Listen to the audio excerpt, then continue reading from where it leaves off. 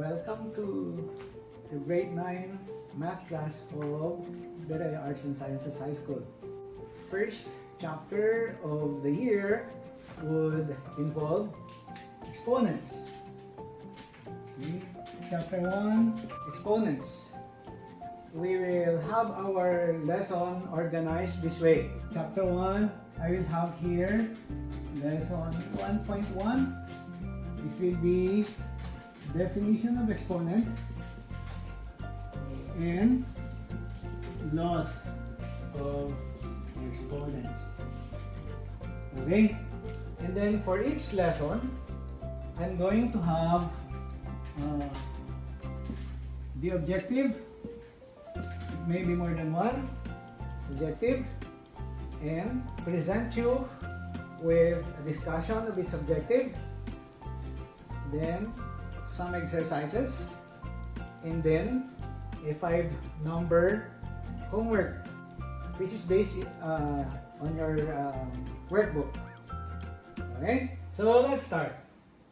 Let's recall the definition of exponent that you have had when you were in first year.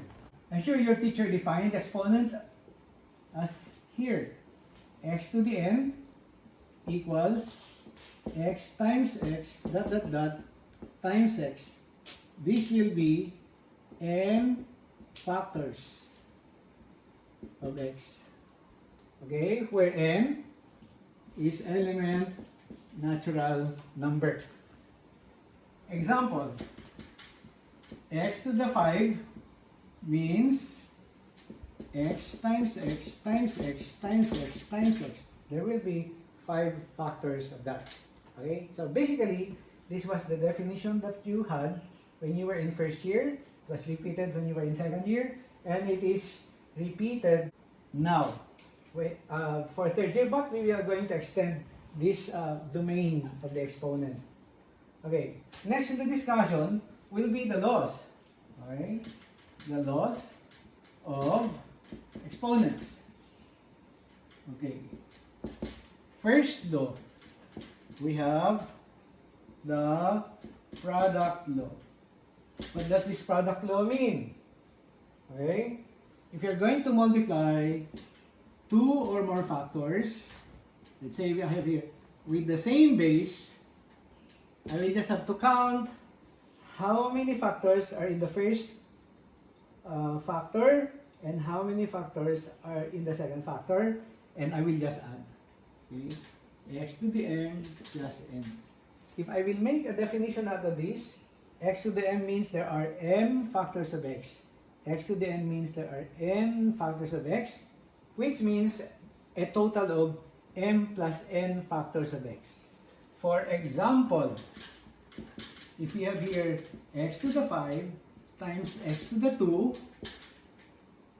this first factor has 5 factors of x and 2 factors of x. By this law, we can say that this is x to the 5 plus 2, or this is x to the 7. This law is very convenient if this one is very big. M is big and n is also big.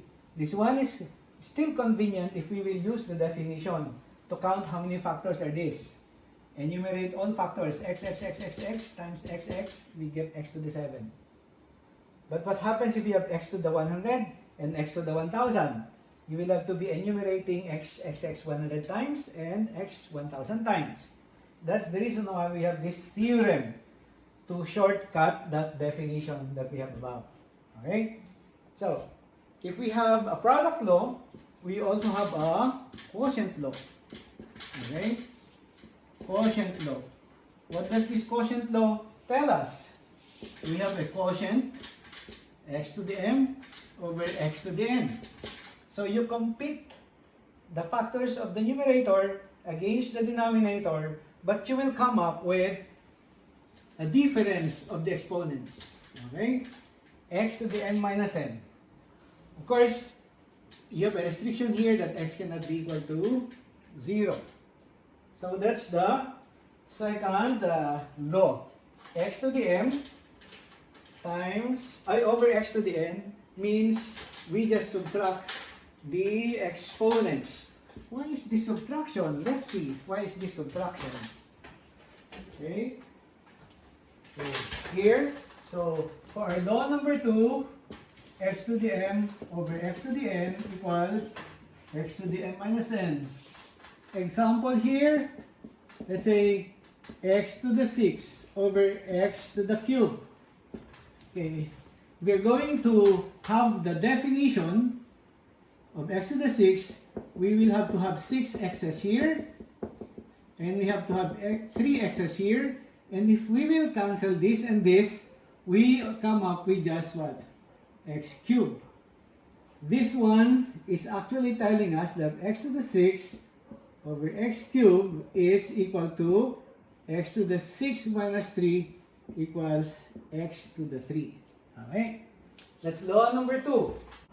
And the third law we will discuss will be power of a power. Okay?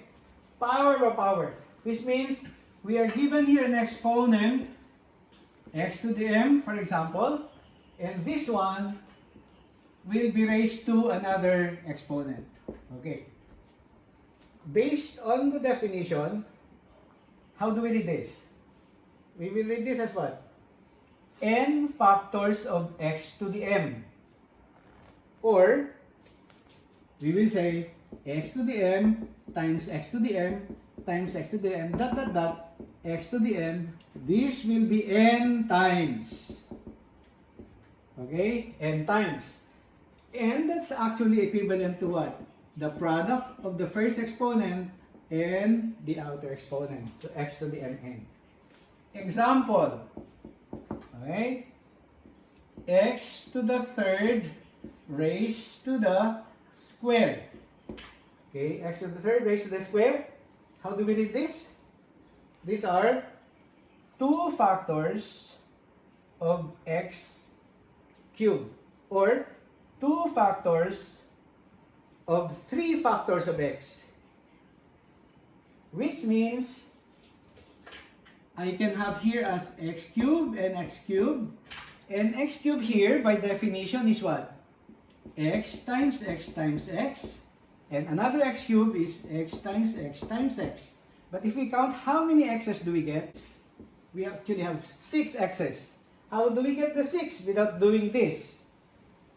According to the product, power of a product, power of a power, x cubed raised to the 2 will just be x to the 3 times 2, or that is x to the 6. Okay? So, this is the first lesson that we will have.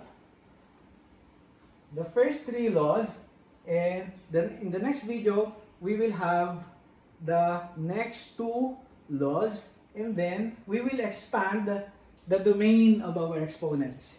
In this case, the domain that we have had for these exponents is limited to the set of natural numbers.